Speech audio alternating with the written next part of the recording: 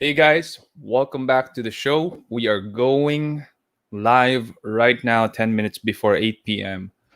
But we are going to be answering all of your questions by 8 p.m.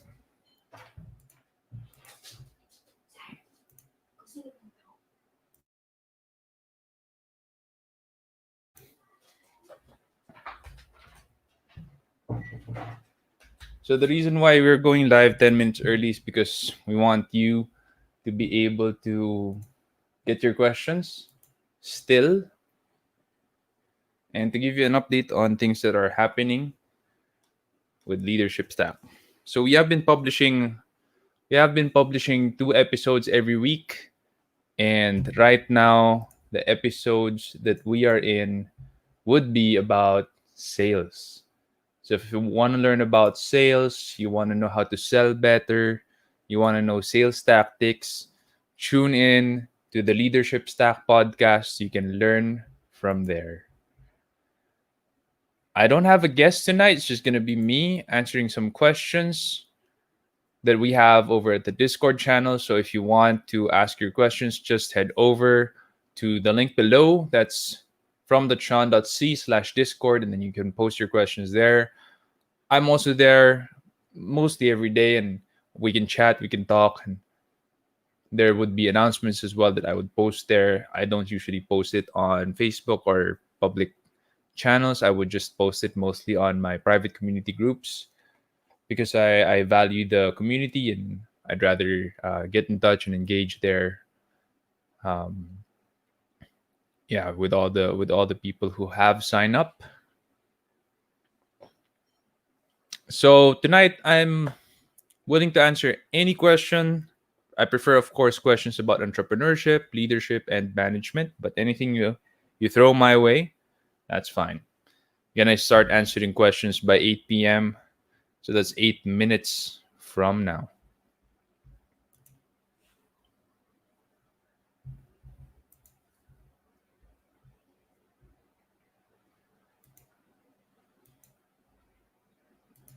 And if you're watching from Facebook or YouTube, please say hi. You can just put in your shout outs in the comment section. I'm gonna get that. And yeah, definitely gonna shout you out. No problem. Shout you out, is that right? I think that's I'm not sure, but yeah, I think that should be about right.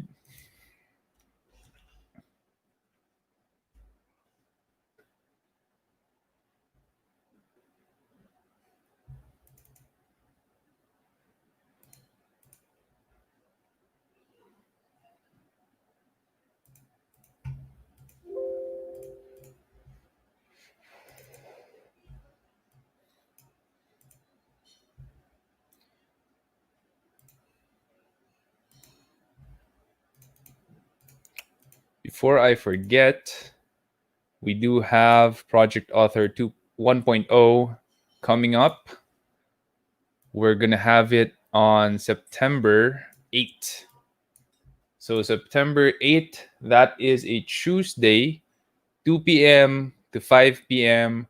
We're gonna have Project Author 1.0. So if you are a person who is meaning to write a book, maybe you have a book that you have in your heart, you want to write it out, you've been thinking about it, praying about it, but you're not entirely sure where to start. Well, Project Author 1.0 by RD Roberto is definitely one of the starting points that you can get into.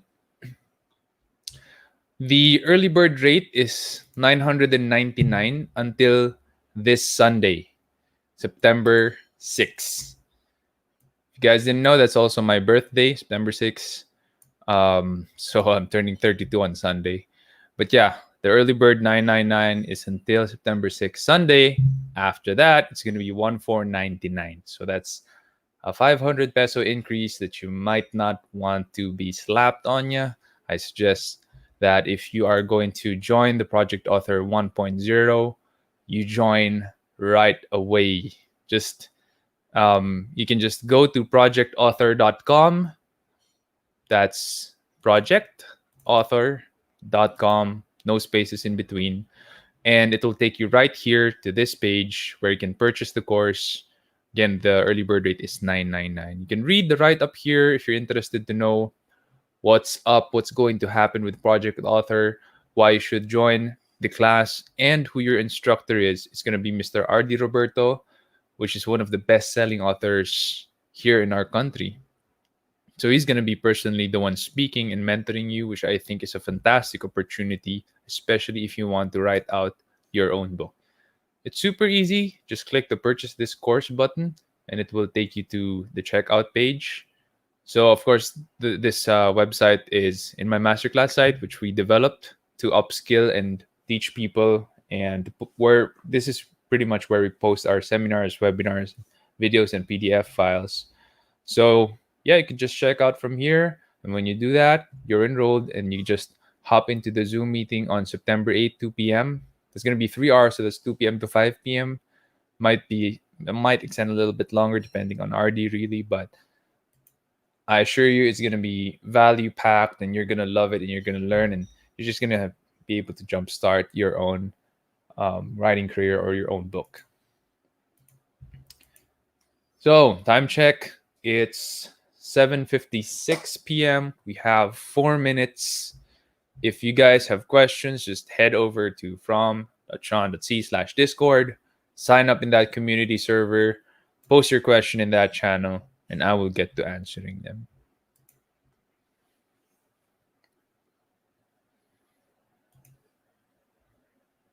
Otep Ortega, thank you for being here. Patrick, as ever, you are so faithfully attending my broadcasts. Thank you also for being here tonight.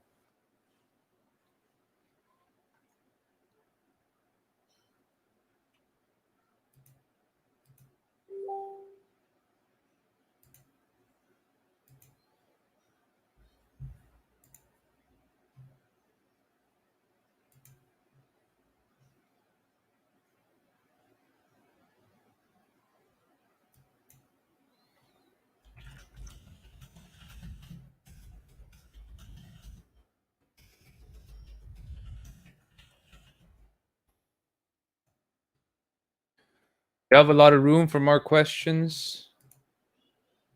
If you have questions about entrepreneurship, leadership, and management, head over to the link from the chan.c/discord. Post your questions there.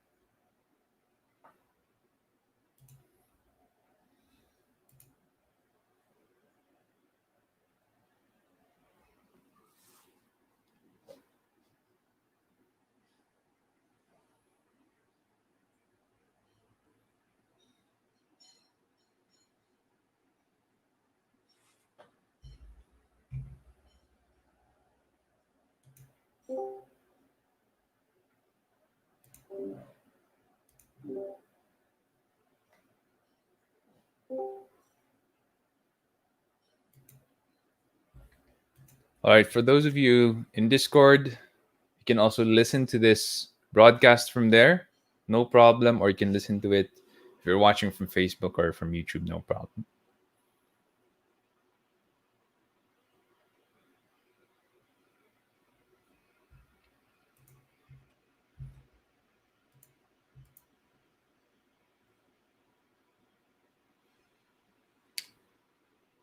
So again, before I start, just want to share with you guys, if you are looking to improve your sales career, your sales skills and tactics, check out the podcasts on Spotify. We have the last 3 episodes is about sales. So it's how you can become the best salesperson you can be. You should always expect 100% from your team and the number one sales tactic. Personally, I learned a lot from my guest here, Mr. Carlos Castaño. Super awesome guy, super funny as well. And if you listen to the podcast, I assure you, there's no dull moment. You're just going to enjoy it through and through. If you're wondering what the podcast name is, guys, it's Leadership Stack. So just search for Leadership Stack on Spotify or iTunes, or if you're using Google Podcasts, you can search it from there, Stitcher, wherever. We are in all of these platforms. All right, it's 8 p.m. Finally, we are going to start answering questions. So what I'll do, since we have time, and I want to backtrack to questions that we had last time, that is exactly what I'll be doing. So we have a question from Patrick. Miguel, thank you for tuning in again tonight. Um, I want to answer a question you posted last time.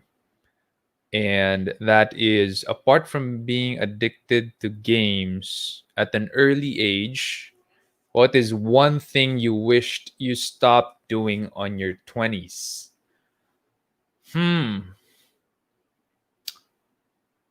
Well, during that time that I was addicted, and it was negative already because I would spend a lot of time in the computer shop, of course, spend a lot of money in the com shop as well, and was just in a crowd that is not really great in terms of pulling me upwards and influencing me to work hard or study hard or graduate. I think it would be to get out of, or to get, not really to get out of, but more of to look for a better circle of friends who will pull me up, who will influence me to work hard, study hard, finally graduate, not waste time, not waste money. That would be something that, you see, what's tough about my computer games addiction early on is because of the friendships that was around it, yung barkada. So sila yung mga kalaro mo lagi eh. Sila yung kadota mo eh. And it's easy to just play one more game, right? You don't become a computer games addict by suddenly you're binge playing 10 games. You play that one more game. And when you keep playing that one more game, you stop on your tracks and then you realize I've played like 18, 20 games already today. And that's like 20 hours already, or 16 hours already. And I've spent a lot of time, I spent a lot of money. Sayang yung oras. So maybe I wish I stopped joining bad crowds when I was in my 20s. That might have helped. But these kinds of questions for me na, it's tough because if I didn't go through that, I wouldn't have learned the lessons that I needed to learn to make me who I am right now. So it's hard to change anything in the past for me because I am blessed and contented in where I am today. I am happy with where I am today. And if I change anything in my past, maybe, I'm going to be in a very different state. And that's something that I just don't want to roll the dice on. Apart from, the next question is, what qualities do you look for in the people you hang out with? What qualities do you look for in the people you hang out with? The number one quality is something where they're more successful or better than me that I want to be successful or better in. That's the number one thing that I look for. So, if for example, they're better at me in basketball, I want to hang out with them if I want to become better with basketball.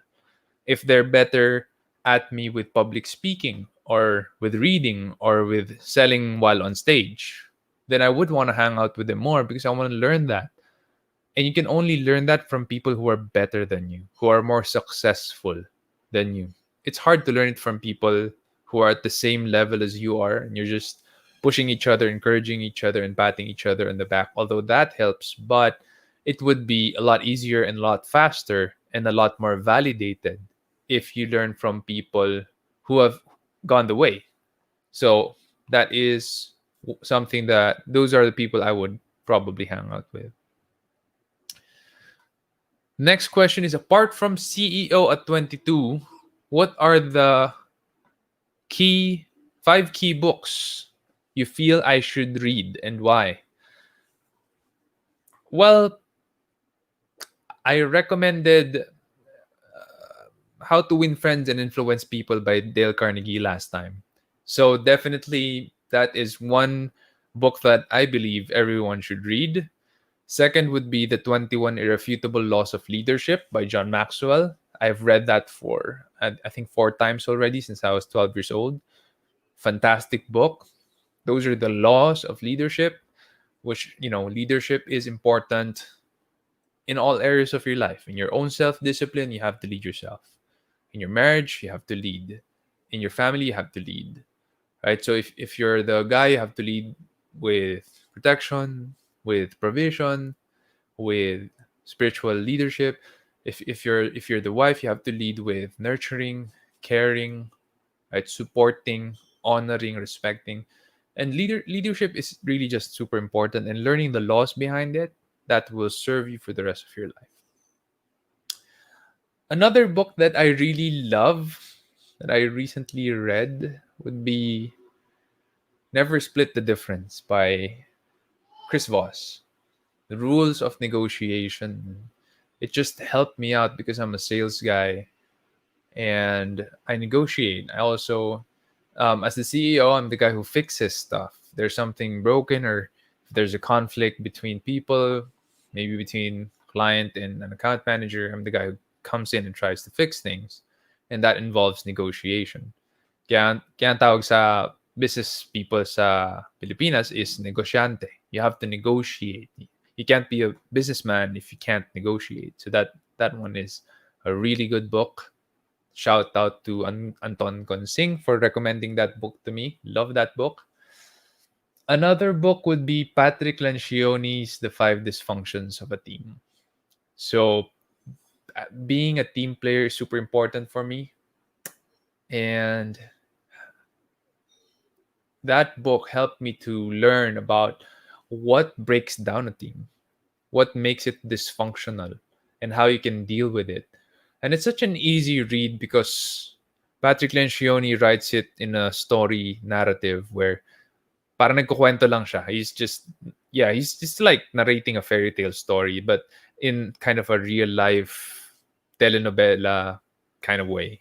So you learn the principles as you read the story. And that for me makes it a very easy read. Another book would be Entree Leadership by Dave Ramsey, because I'm a businessman and I had to scale up my business. I had to make it bigger. I had to deal with all of the accounting, legal. I have to make processes, train people, improve my hiring processes, improve my firing processes. All of these things that you don't think about when you're starting up. Because when you're starting up, all you think about is how can I improve my cash flow? How can I survive? How can I make revenue better than, greater than my expenses? So that book on trade leadership is definitely something that I think a lot of people should read, and it's super underrated because not a lot of people know about that book. So, sayang. And the default answer would be the Bible, and I think you might feel that I'm cheating by giving this answer, but I think it is a book that has changed my life the most. So I've read the Bible for 14 times already, and this is my 14th time to read it. I'm in the book of Ezekiel. And the principles that I learned there are secondary. What is primary for me is how I am able to listen to God and His will for my life. That for me is life changing. That for me is super important. That for me took me from where I was to where I am now. So definitely the Bible has to make that top 5 list because that's the book that I have read the most and I'm still reading it now, and that's the book that I have mastered the least because the principles are just unending and applicable in all areas of life. So when you read also the Bible, there are so many promises there that you can unlock.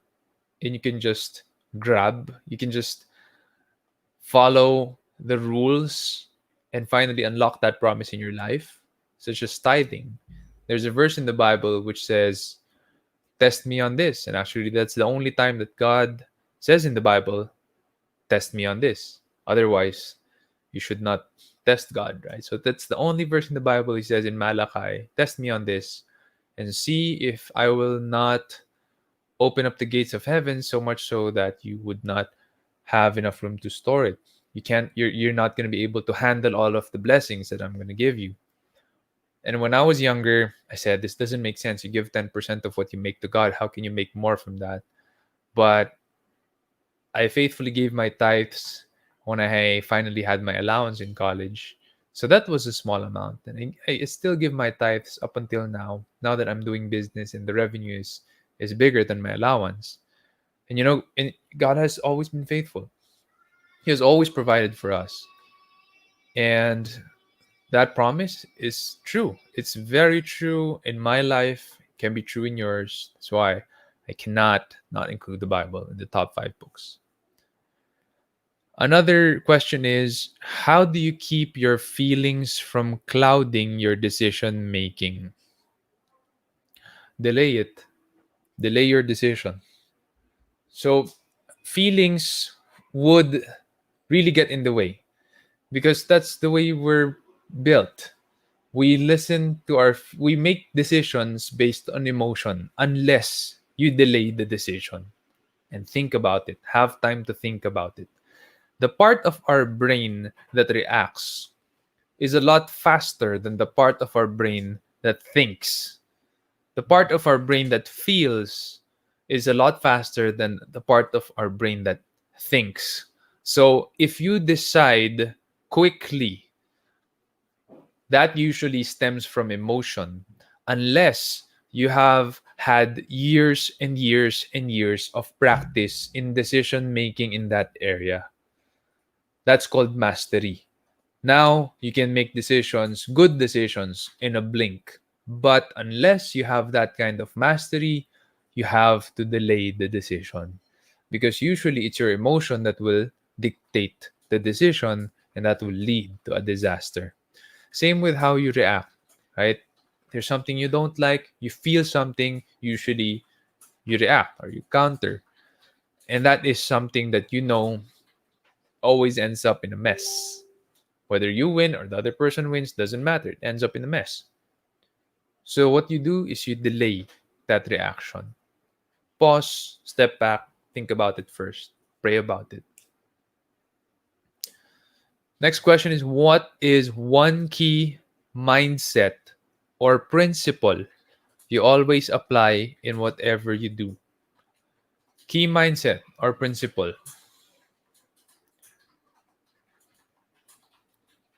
That would be to give glory to God. So for me, everything is owned by God, everything is allowed by God. Whether we eat, we drink, or in whatever you do, honestly, whether we become sick or we die, you give glory to God in everything because I know He owns everything. So that is one mindset or principle that I have. God gives, God takes away. He's God. All we can do is thank Him that He gives first, right? Because He can only take away what He has given. Would you rather that He didn't give you anything? So for me, it's that one. Give glory to God. That was all from Patrick. So Patrick, thank you for your questions. There's a lot of questions that I had to answer.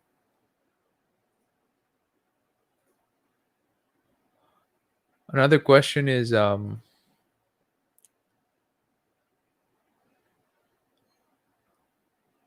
am the co-founder and technical lead of our business. Can you suggest how to uplift my colleagues during this pandemic? This is from Netorica. Oh, I answered this one last time, I think. So if you want the answer to that, just look for the video last time. It's still on Facebook, and I did answer that last time. I remember.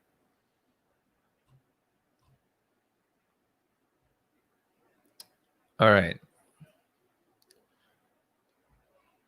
Question today. What is your advice to Filipino entrepreneurs, especially this time of pandemic? How to get more out of life? All right, I'm gonna answer the first question. What's your advice to Filipino entrepreneurs, especially this time of pandemic? It's tough. It's tough to answer this question because 45% of our workforce is now unemployed, and you know, earlier I learned that 7,000 more SMEs will file for closure. And when you say SMEs, these are companies with a market cap of 99 million. So, hindi porket SME, maliit na company yan. Because if you have a market cap of 99 million, that can mean you have 100 employees. You have 90 employees, you have 50. ICO Hacker is an SME, we have 50 employees. And it's tough to give advice to to entrepreneurs in our country today. And I ran a poll in Startup PH and Phil Chai Business Edition group, and a lot of people answered that they're having a tough time right now running their business. Times are tougher, and it is tough. It is tough. What we need right now is resilience and hope. That's what we need. But how am I gonna turn it into advice? Because that's a very difficult thing. Very difficult thing to have right now. How can you have resilience and hope in the face of uncertainty? How can you tell people it's gonna be all right when you don't know what's around the corner? You don't know where you're going. You, I don't know what's gonna happen in a few months. I don't know what's gonna happen next year. I don't know if the economy is gonna be better, because honestly, the economy right now is in shambles. So, one advice I could give is to really just pray, meditate, pray. Maybe if you have a tough time and you're feeling super down, you just write out your feelings on a journal. That's what I do. When times are tough, when bad things happen, when sudden things that are unexpected happen, I take my journal and I write it down. And I'm just honest with myself and with God. It helps a lot. It helps a lot when you unload your heart and your mind on that paper so that it doesn't squat on your heart, it doesn't squat on your mind. It helps me to recover, to be honest. So maybe that's one thing that struggling entrepreneurs right now can do. That's one of the things that I could give as an advice is if you're having a tough time right now, just write it down on pen and paper. Write it down on a journal. How do you find motivation when times are hard? Hmm. Well, to be honest, times are hard right now, and it's tough to find motivation. To be honest, it is. I guess what we can do is to listen to people who are able to make things happen right now. No? I think that is one big way to have some motivation in your life. There's a lot of things to be thankful for. I listened to a podcast recently. I forgot which one, but what they do to be motivated, what that person did to be motivated is to write down 10 things that he or she would be thankful for that day. And that helps. If there are at least 10 things you're grateful for, you're thankful for the day, write it down or say it out loud. That helps to motivate you. No matter how down you are, no matter how out you are, out of the count, that helps to motivate because you know that there are things that are good in your life. And there are things that you can look forward to in your life. Motivation for me is about contentment and gratitude. It's not about hype. It's It's not about it's not about the emotion. It stems from contentment and gratitude. So if you are content, you're thankful even when times are hard, you can be motivated. Next question is, why is it important for you to write books? How do you start in writing your very first work? So, Patrick, thanks for this question. We have projectauthor.com. I'm gonna put that right now down here. So, yeah, if you want to start writing that book in your heart, go to projectauthor.com. We are having a live webinar, live class this September 8th, 2 p.m. to 5 p.m. Why is it important to write books? Because someday I'm gonna die. Statistics say 100% of people die, me included. And I'm not going to be able to do this anymore. I can't speak and have it recorded anymore. But something can live beyond me in this world. And I believe those are going to be the books that I'm going to be writing. Maybe the blogs that I've written. Maybe. So for me, it's important to write books because it helps other people and it will outlive you. Also, my book CEO 22 it embodies the essence of my startup journey. And there are people who have shared with me how they have read it, how they love the stories, how it has helped them. It is a blessing. It's a blessing to read all of those. So if it can help one soul, it is worth writing already, in my opinion. But for me, I plan to write maybe 100 books before I die. That is something that I really want to do in my life. Hopefully, I'm able to do that. I need a lot of discipline. I need a lot of drive to be able to do that. But yeah, that's something that I would like to do. Shout out to R30. Thank you for being here tonight. To Abraham John Limpin, thank you as well. Jazz in April, Milad, Flo, thank you for being in the Discord channel and posting your questions there. Really appreciate you tuning in. Please help share this episode if you think this is helpful or it might help someone in your circle of influence. Please just hit the share button. It would really help. How do you start writing your very first work? Easy. Take your pen out, put it on paper, and just write. Doesn't It's not important whether that first few words that you write will be included in your book, but the habit and practice of writing. You see, writing is a discipline. It's a discipline. You have to have a set amount of time that you set aside. You book yourself for that time to write. How I wrote my second book, 50x Your Business. It's out in Amazon now. You can buy it if you want. 50x Your Business is every day I would say I need to write 800 words. Whether I'm motivated or not, 800 words. When there are times that I'm motivated, sometimes I would write 2,000 words, but I'm inspired, I'm motivated. But I think that happened just twice in the entire span of me writing that book. The book is around 28,000 words. If you download it in Amazon, you'll know it's an easy read. I promise you that. It's all about scaling up, building your business to be 50 times what it is. So I started SEO Hacker as a one-man team. It's just me. And now we're around 50 people in SEO Hacker. Basically, that book is all about how I grew it to 50x. That's why the title is 50x Your Business. And how I started writing that is just sitting down and writing the first few words. That's it. You have to have the discipline to finish, not just to write, but to finish a book, especially. What are the key learnings you had in writing CEO 22? Well, I learned how costly it is to produce a book. It will cost you a lot of time, effort, a lot of drive, and discipline. It will cost you a lot of money to print it if you're going to be self published. It will cost you money as well to have it edited, designed, layouted.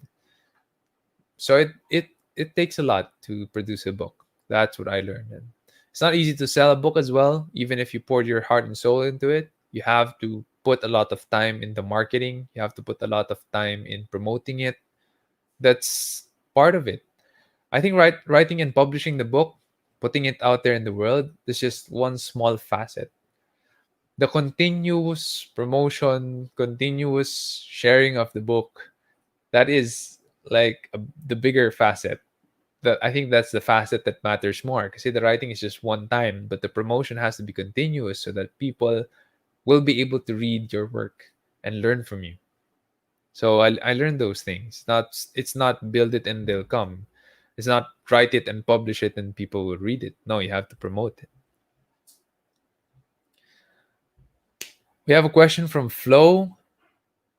Advice for startup founders. So I'm going to just take your question and put it into the context of where we are today, which is in the midst of a pandemic. My advice for startup founders today, and I'm assuming you founded a startup because it makes sense. It makes sense to generate revenue during this time of COVID, during this time of pandemic and crisis. The economy needs more entrepreneurs right now. It does. It needs jobs right now. I would argue that start if you're starting up something right now, God bless you. The economy needs you right now, and you just have to keep in mind the basics of starting up a business and running a business, which is cash flow is super important. You have to make sure revenue is greater than expenses. You have to make sure to learn as well the ins and outs of starting up a business, running it, leading a team, managing a team. You've heard this time and again. Entrepreneurship is not for everyone. It is a lot of work. It is a lot of headache. It is a lot of heartache. But the world needs more entrepreneurs. That has been true from time immemorial, and that is still true today. The world needs more entrepreneurs, people who are willing to roll the dice, work harder, and just risk everything. You have to do all of these things in a smart way. Have educated guesses, have data, have a fast feedback loop so that you learn what works and what doesn't. You have to test, experiment. You have to have a good network as well, or build a good network. So, my advice is you have to do all of the hard work. Learn first, learn the ropes, learn your market. Are you really going to make money? Is cash flow going to be good? Because if your expenses is going to be greater than revenue, and especially during this time when cash is hard to come by, when it's hard to make money, when people are losing jobs, I would say, it might not be that great of an idea to start your own business right now. But if you have the numbers, you have some experience, you have something going on for you, you're already making money, I'd say, God bless you, keep on doing that. From April, do you think there's always a downside to success? Because, like, when you persevere for your dreams, you always have to invest your time. And when you're a parent, you're always going to juggle. And sometimes family is put aside since the reasoning is we work because of them. Hmm. I do think there's a downside to success. That's why there's a Bible verse: pride comes before the fall. I don't think you're going to be proud if you're not successful in anything. So there is that downside to success. Also, the biggest enemy of success is success. Because a lot of companies, when they're successful already, they stop innovating, they stop experimenting, they stop working hard, they stop doing what made them successful, and that causes them to fail. So there are a lot of downsides to success. If you're able to study books like Jim Collins's book, How the Mighty Fall, you will learn that big companies, how they run their business to the ground is because of ego, pride, and because of their success. Now, you put it in context when you said like when you persevere for your dreams, you always have to invest your time. And when you're a parent, you're always going to juggle. And sometimes family is put aside since the reason is we work because of them. Here's something I learned: when you put God first in your life, remember Matthew um, 6:33. Seek first his kingdom and his righteousness, and all these things will be added to you. When you put God first in your life, I learned that success will follow. However you decide you define success to be. It's true in my life as well. Whenever I don't put God first, whenever I make a decision ahead of God, I don't pray about it, I don't think about what God thinks, it fails. Success does not follow. Failure follows. Heartaches follow. Headaches follow. But whenever I put God first, I pray about it, I ask my wife what she thinks, or I put my family first, success does follow. It may follow suit a lot later, maybe delayed, may come a year or two later, but success does follow. So, juggling between family and business for me is a difficult thing, but it's a no-brainer when push comes to shove. You have to put family first. It's hard for you to keep on telling them that, I'm doing this because I love you. I'm doing this because I want to support you, but you lose them along the way because they don't see you anymore. They don't hear from you. You don't spend time with them. It's like the story of the watchman. There's a town who built a bridge, and so they hired a watchman. And they said, "Okay, we have a watchman. Now we need to hire an accountant because how are we going to pay the watchman?" And they said, "Okay, now that we have an accountant, we also need a lawyer because how are we going to know if the accountant is doing the right things, or maybe he's going to make a mistake? We need the lawyer to check on the accountant." And then suddenly they were running out of funds, and what happened was they needed to decide to let someone go, and they let go of the watchman. So it doesn't make sense, right? Because you hired the accountant and the lawyer because you hired a watchman, but when push came to shove and you lacked funds, you fired the watchman. So having to juggle between family and business is like that. If you're saying that you're doing the business, you're investing so much time and effort for the business because of your family, but your family is losing you, then it doesn't make sense. You have to put your family first. The business will be there as long as it's generating positive cash flow, revenue is greater than expenses, you're okay. You don't need to sacrifice your family for that. You don't need to put your family on the altar of your business. Want to shout out to Vian. Thank you for being here, Vian Hamor. Boss JC, ang totoong bilyonaryo, the billionaire caterer, JC Del Rosario. Thank you for being here tonight. Hi, Steve. Thank you for being here. I Steve C, one of my inspirations, the founder of Great Deals. Oh. We have another question from Jazz. Again, if you have questions, go to the link here from.sean.c/discord. Join the channel. I am here. Oftentimes, I'm just here, and if you want to talk with me or chat with me, I'm just here all day. So we are accepting questions in this channel, and we have a question from Jazz. How do you become a thinker and doer in business? Not how do you become not just a thinker but a doer in business? I always have great ideas in my mind, but I sometimes can't seem to do the idea I have in my mind to apply to my online business. All right. You have a lot of ideas, but it stays as an idea. That's the problem. Your execution is not that strong. And there are people who are great in ideation, not strong in execution. And there are people naman who are strong in execution, not great in ideation. That's okay. One of the easiest ways that you can do is to get someone who loves to execute, who can work with you. You have a lot of ideas. What you need would be people who can execute. That's why we always say you work as a team. Don't go it alone because you cannot do everything by yourself. I cannot do everything by myself. I cannot code. I cannot program. I cannot build something from the ground up.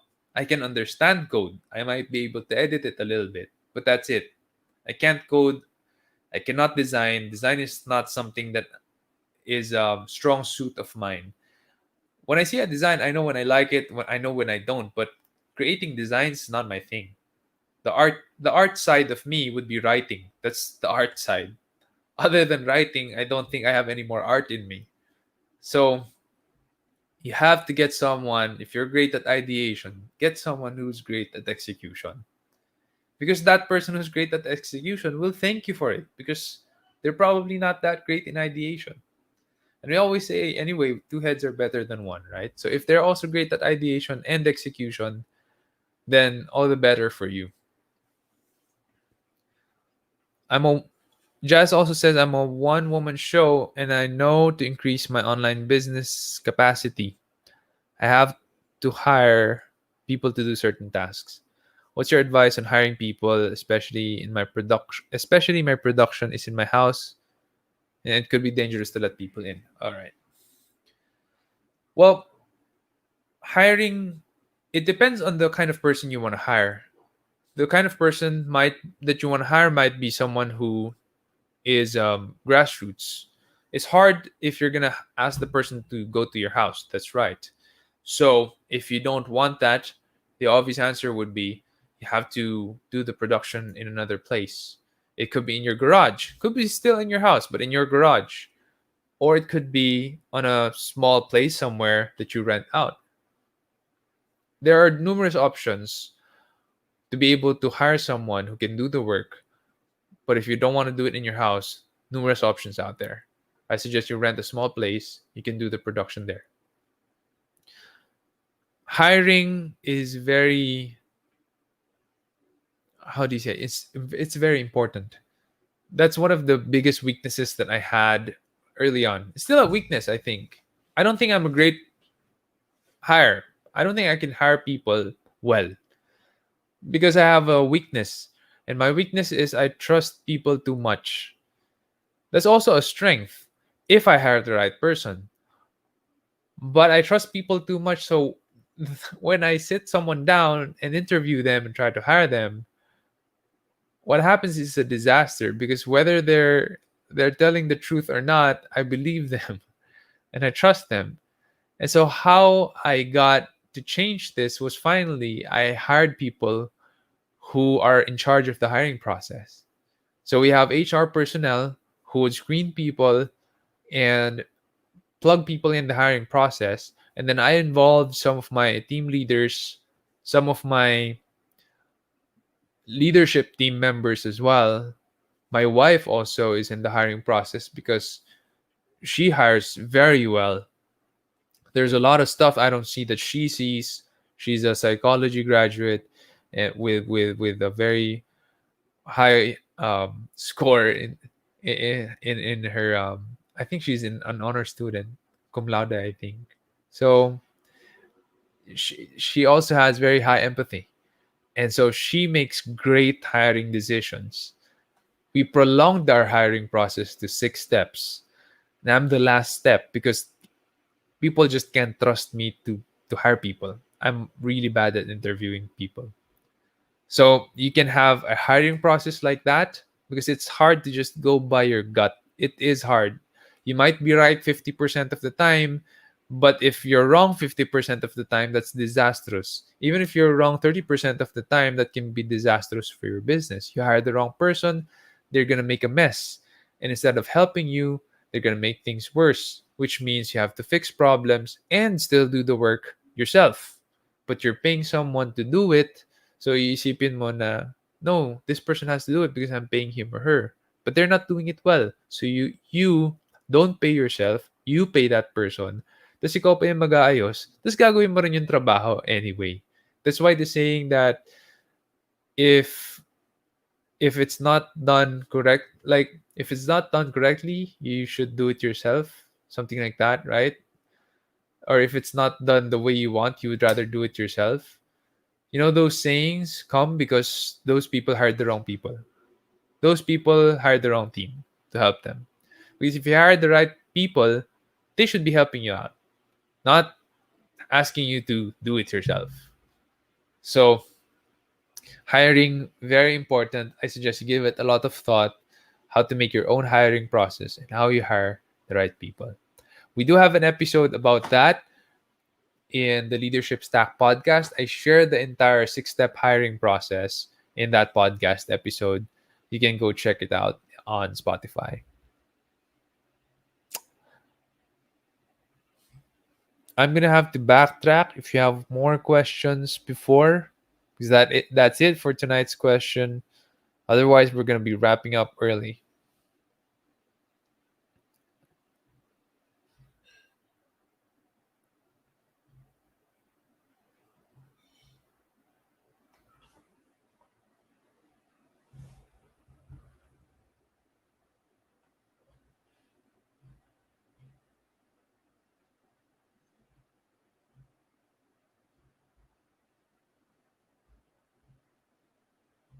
Yep, that's it, guys. That's it for the questions. Thanks for the questions, April, Jazz, Anton. Thank you for being here again tonight. Grabe, bro. You're faithful. You're here every leadership stack live. All right, more questions. All right, Patrick, how do you start a conversation? Well, just say hi. I mean, I understand that there are people who are sometimes awkward or find it difficult to just find or start a conversation, but it's gonna be weird if you just chat out of the blue. It's gonna be a little bit weird, but really, if you want something so bad, I personally do that because I'm in sales. I've been doing sales for a long time since I started business 10 years ago. I have to sell SEO. And when you think about it, SEO is not really easy to sell because 10 years ago, people had no idea what SEO is. Like they're like SEO, ano yun? Search engine optimization, what's that? It's hard to sell SEO. You have to keep on practicing. So I've been practicing 10 years. I have my elevator pitch now. It's easy for me to start a conversation about SEO. But really, if you want to start a conversation with someone, just say hi. Just let them know what you do or ask them something or give them something of value. That's the easiest way for me. Give them something of value. If you know they're struggling with something or they want to know something, give them the answer, give them what you think. That just enables you to go down and down and down and down a good conversation route. From April, pahabol daw, how long did it take you to produce your first book? I wrote the manuscript for I think 2 or 3 months. It was done, but the editing took 3 years, and that's because my first son was born after I wrote the manuscript, and after my first 2 or 3 editings, and then my second son was born 2 years after that, and it pretty much went into the back burner because SEO Hacker was still scaling up during that time, and I had to focus on it. And I lived in Quezon City, so my office is in BF Parañaque. So I had to go back and forth. That's a very long commute, even if I was driving during that time. And so my time was very limited. It went into the back burner, and oh man, I think it took 3 years for me to finally say, "Na, oh, it's time to finally, finish it and publish it." So 2017, I think, was when I finally finished it and published the year. I think that I published CEO at 22 as a hard copy was also 2017. So it took a long time. My second book took a lot less time. So 50x Your Business is out in Amazon already as an ebook. I did not print it yet as a hard copy because it's the pandemic. I don't think it will make sense to print it and keep it in a warehouse somewhere because it might not be, bookstores are closed. It's not easy to sell a book by yourself. So 50x Your Business, I started writing it February and then I finished it on August and uploaded it on Amazon. So that's around 6, 7 months. Yeah, and it's done. So yeah, you just have to focus. You have to give it time. I told myself 800 words a day, no matter what happens until I finish the book. 800 words a day. Kasama ni editing doon. So I had it edited, and I personally edited it after the editing. So twice siyang na-edit, and then I had the inputs of a handful of people, I think. They gave me their inputs. I incorporated some of them, re-edited it, finally published it. So first book took 3 years, second book 7 months. Done. From Jazz, how to write a great SEO description for your website. If it's gonna be the meta description, the what matters there is the click-through rate. So if it's gonna be the meta description, you just have to make sure that it's something that describes your title tag, your URL well, and the search intent of the person doing the search query. You have to make sure that it's addressed well by your meta description. Meaning, nasagot mo yung hinahanap nila sa search engine results page pa lang. Para i-click ka nila. Because the meta description is not a ranking factor. It's not going to make you rank higher. It will help with the click-through rate. So, because I always say, what use is it if you're ranking high, if you're ranking number 1 or number 2, but you're not getting clicked? Actually, if you're ranking 1 or 2 and you're not getting clicked, Google will rank you down, which is not good. So you have to make sure your meta description is written for people to finally click through your search listing. For Mark Davis, what is your greatest goal? Different aspects of life. Which one to answer? I guess for the entirety of my life, greatest goal to write 100 books, so that hopefully my kids will learn what I know, and grow up to be hopefully men, because I have two boys, men who loves God and who is also successful in their own definition of success. Um, Goal in terms of my businesses would be to make sure that they live to the third, fourth generation, so that these are businesses that would produce a lot of jobs, help a lot of families, and help the economy in general to grow. Yeah, I think those are some of my greatest goals. Yeah. From Patrick, why did you start the leadership podcast? I just wanted to help people, to be honest. I just wanted to share what I know in the podcast and make sure that people can listen to it and re-listen to it and maybe save it. Because I love listening to podcasts.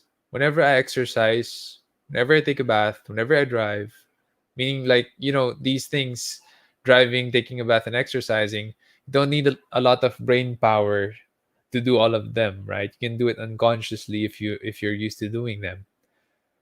So I listen to podcasts during those times, and I learn a lot. So I learn while taking care of my body. I learn while moving my body from point A to point B. I learn while cleaning my body, and I think podcasts are great. So I thought maybe I should start one to pay it forward. That's why I did the Leadership Stack podcast. And that is why I'm more focused on building it on audio platforms like Spotify and iTunes. Because you see my Leadership Stack YouTube channel, it's just a couple of hundred followers, and that's it. And we don't focus on promoting it. Although everything's on the YouTube channel, but we don't focus on promoting the YouTube channel because we want it to be an audio first platform. We want people to be able to listen to the lessons and to the stuff that we share while they're doing primary tasks, which is driving, taking bath, or exercising, or washing the dishes, or washing their laundry, right? Doing their laundry. We want people to be able to listen to these things. That's why we're focusing more to be an audio platform rather than a video platform. But then again, if If you want to watch what's happening, then it's available on YouTube, no problem. Why do you do the live streams and YouTube videos if you can use the time to be more productive with work or just spend more time with your hobbies or family? I decided to do this live stream Thursday 8 p.m. every night because there are a lot of people who are have going through a difficult time right now. So we lost just today, this morning, we lost someone in our team. She's young, she's 24 years old, and we lost her because of COVID. It was a shock to me and my entire team when that happened. We did not expect that because again she's young and she has her life ahead of her. Um and we have been working from home since January. We don't ask the team to go to the office. We work from home since January. So the likelihood of that happening is extremely low, and yet it happened. It is a difficult time for me and my team, to be honest. I was thinking against doing this Q&A tonight, but then a lot of people need the help. A lot of people out there might also be going through some rough patch in their life. They might need to hear these things. And so I decided to still do it. It's going to be 1 hour anyway, and not going to be extending past 9 p.m.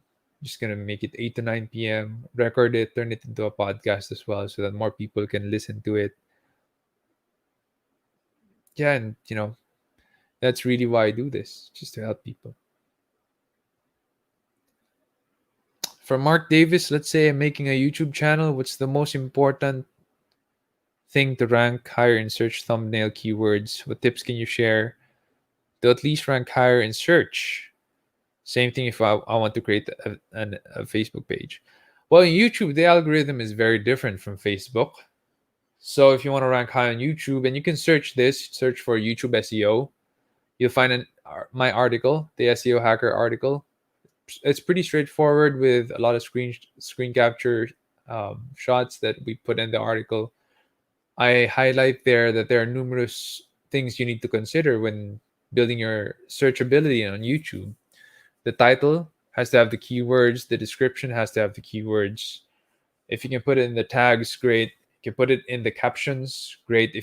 And I suggest you manually upload the caption transcription as well. Don't rely on YouTube's caption transcriptions, because especially if your accent is not that great in terms of audio, your English is not that great, YouTube will just ruin your captions. But that's one place where you can put the keyword. Other things that you cannot directly manipulate or influence would be watch time. When people click on your video from the search results, do they watch the video? How much of it? 50%, 60%, 70%? If there are boring parts in your video, you have to check out the watch timeline where the drop off point gets into the video. And you have to check that drop off point because it might be boring around that point. That's why people are just leaving. So you optimize your YouTube rankings that way by optimizing, strictly speaking, by optimizing your videos as well. And since YouTube can pick up your captions and do the transcriptions yourself, if your English is great, you might want to be saying the keywords during the video as well, because that will help. That will help you rank higher. So those are just some tips. Obviously, if I say everything here, it would take us like 30 minutes to an hour, maybe more, because there's a lot of ways, there's a lot of factors that you're going to be using to rank in YouTube. And Facebook is a different beast altogether because the algorithm is super different. It is that much harder to rank in Facebook because they really don't show you or tell you how to rank your videos on Facebook or how to rank your Facebook page. And one of the major reasons that they do that is because they want you to advertise. They want you to boost your post. They want you to boost your Facebook page. That's how they make money. So pretty much the only way that you're going to make your Facebook page rank high is if your Facebook page has the keyword in the Facebook page name and URL. That is the best way. Even if your Facebook page is not so active, you already have a good chance of ranking high. And that is what I really don't like about Facebook, because their search engine is really crude.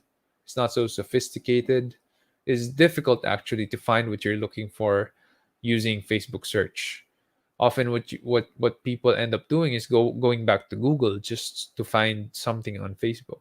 And since Google does not so sorry, since Facebook does not allow Google to crawl their posts, even public ones, they are unable to crawl sometimes. It is very hard even to search using Google to find stuff on Facebook. So doing it on Facebook is very difficult. I think the ball game would be less on search when it comes to Facebook. It would be really more on boosting, community building, engagement, in order for you to be able to find success in your Facebook page marketing. Yeah, Patrick does YouTube SEO or YouTube 101. He is in the community. You might want to, so after this Leadership Stack Live, you might want to head over to the Lounge channel and talk.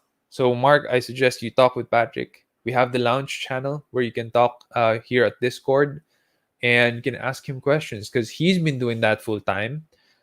Personally, I haven't optimized my YouTube videos yet for rankings. Again, that's because we're focusing more on the audio side of things. We focus more on Spotify, and search really is not that big in Spotify. Actually, podcasts are not that big on Spotify. People on Spotify usually listen to music, not podcasts. So we promote the podcast some other way in order to increase our Spotify followers. If you haven't been following us on Spotify, please do so. Hit the follow button. Just search for Leadership Stack Podcast. This podcast recording is going to be there somewhere November or December, because we have a lot of episodes lined up for you. So, yeah, please do follow us there. Another question from Jazz. What does Facebook Pixel actually do? Pixels are micro images that that are not visible to the naked eye when you're using a desktop computer or mobile phone. But what it does is really to attach itself. The pixel has a code that attaches itself to your browser's cookie. So when it's attached to your browser's cookie, it follows you around. Whenever there is an ad that communicates with that pixel, so for example, you visit my site, Sean.c, and I do sell my webinars, my workshops there, I could run an ad. Since you visited my site, my pixel got attached to your browser. I could run an ad that would target you and would keep on following you everywhere on Facebook until you buy. When finally you bought something from my site, you hit the checkout button, you hit the thank you for buying page, that pixel gets kind of deactivated. It's still there, it's still on your cookie, but we told the pixel that you've already bought something, so my ad could stop showing now. That is how you get followed around by Lazada ads, by stuff that you browse on Lazada or Shopee or Zalora, is because they have a Facebook pixel in their website. And once you visit their website, that pixel gets into your browser cookie unless you have an ad blocker or you're using VPN or you're using incognito. If you're using any of these, then the cookie will not be able to attach itself to your browser. Otherwise, it would, and then it will follow you around on Facebook and or Instagram if the advertiser is also running the same ad on Instagram. Are there other cookies besides Facebook Pixel? Yes, there are other pixels. There's Google Pixel as well. That's why sometimes when you browse online blogs, newspaper publications, or online journals, and they have ad spaces there, still the products you browse in any e-commerce store will follow you around to that website. So those are that those ads that follow you around, we call that remarketing or retargeting. That happens because a pixel got attached to your browser cookie. Oh, but Lazada's ads are extreme. Well, if it made you buy, then it works. And as far as I know, retargeting or remarketing, it works. So if you don't want to be followed around, just install an ad blocker. I used Ghostery, Ghostery, Ghostery. That's what I use because I really don't like cookies and stuff to be attached to my browser. So you could also do the same thing. It's free. Just install the Ghostery plugin on Chrome, and it works its magic. So that is it for tonight.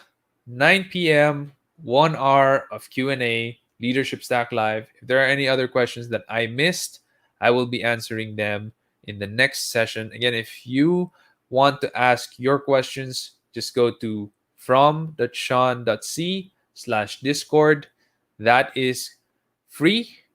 And if you join the server, you will be able to pitch in your questions. You'll be able to also hang around with me. I'm here pretty much every day. You can just ask me, chat me something, or we can talk because it's an audio platform as well. That's it, guys. Thank you so much. God bless you. And I'll see you next week, Thursday, 8 p.m.